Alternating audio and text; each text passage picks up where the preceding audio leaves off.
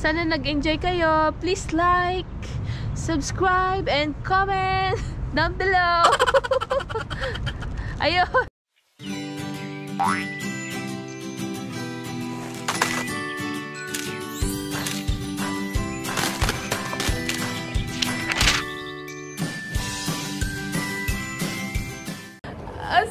Kimboy, say hi! What's up, vlog? Kamusta? Nagkatagpo kami dito. Yes! Subscribe, guys. Yeah, Subscribe. yes. Mama and Claire's Adventure po, please. Yes. Ingat. Thank you, all. Yeah. Bye, Thank you, guys. bye. Oh my goodness. Nea, nakita ko si Kimboy. Pinag-uusapan natin na isang gabi nakita ko. Oh my goodness. Good morning! Good morning, Melbourne City! Say hi! Ay, ang suplado ng kasama. Suplada! Ayun, ang ganda ng araw. Nakikita nyo naman. Maaraw siya pero malamig. Masarap. So, ayun na nga. Kagabi. Nakita namin si Kimboy. Si Kimboy nakita namin. At ito pa, parehas kami ng hotel na pinag-stayan. Nakita namin, pagkatapos kasi namin mamasyal, umuwi na kami. Bumili lang kami ng pagkain. Tapos sakto, paglabas niya ng pintuan ng hotel, sakto papasok namin. Tapos napasigaw ako, sabi ko, Kimboy! Nagulat yung asawa ko. Nagulat siya, hindi siya nakapagsalita eh. So, ayun nga. Nakakatuwa kasi nakita namin. Ay, di tinawag ko si Kimboy. Sabi ko, Kimboy! Tapos yun, nagkausap lang ng konti. Tapos sabi ko, pwede mag-video ako, nagba-vlog din po ako. Sabi niya, gano'n, sige, ang bait-bait niya talaga, sobra. Tapos sabi niya,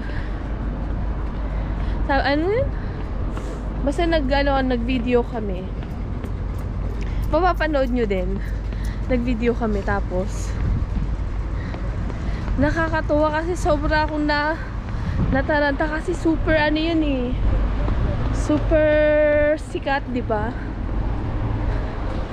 Tapos hindi ko akalain dito ko pa mamimit. Tapos same hotel yung in-stay namin. Tapos birthday niya pa pala noon. Tapos hindi ko nabati. Nakakahiya naman. Pero pero bumati naman na ako sa Instagram at saka dun sa tawag dito sa Facebook. Tapos nakapagpa-picture din ako. Nakakatawa. Tapos yung pagpunta namin pala dito, last minute na yun. Ang galing, no? Unexpected na makikita namin si Kimboy. Kasi last minute na nagpunta kami dito. Niyaya, ha? Why? Okay, niyaya lang ako ng monkey. Niyaya lang ako ng asawa ko na, baby, punta tayo dito. Punta na tayo sa ganyan. Sa city kasi ngayon na lang namin makikita yung display dito. Sabi ko, sige. Ayun, nakakatuwa siguro. I don't know. Wait lang. So, ayun na nga. Nakakatuwa kasi ang bait. Ang bait niya. Kung ano siya dun sa YouTube, kung ano yung napapanood natin sa kanya, ganun siya sa personal. Hindi siya suplado. Tapos eto pa, yung girlfriend ng kuya ko. Sinabi ko sa kanya, inggit na inggit. Sana all daw, sana all. Kasi pinag-uusapan lang namin yun nung nakaraan. Kasi may vlog siya na nagpunta sila ng ng Christmas tree farm. Nagpunta sila sa Christmas tree farm. Nag-pick sila. Oh yeah, bawal dito, baby.